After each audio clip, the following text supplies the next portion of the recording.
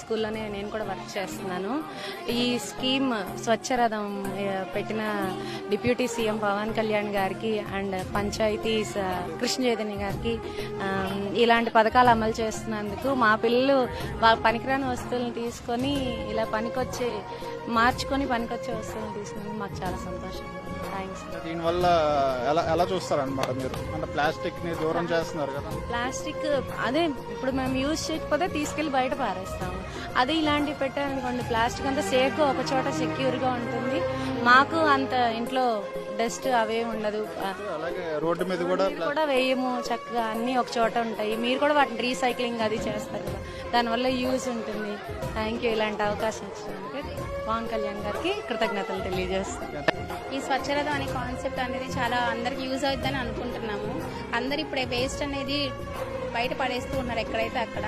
ఈ dry waste అనేది వీళ్ళు కలెక్ట్ చేసి ఇంట్లో వాళ్ళకి యూజ్ అయ్యే థింగ్స్ కానీ పిల్లలకి యూజ్ అయ్యే థింగ్స్ అని ఇవ్వడం మంచిగా అనిపిస్తుంది. ఈ కాన్సెప్ట్ స్టార్ట్ చేసిన పవన్ కళ్యాణ్ గారికి, కృష్ణ చైతన్య గారికి ధన్యవాదాలు.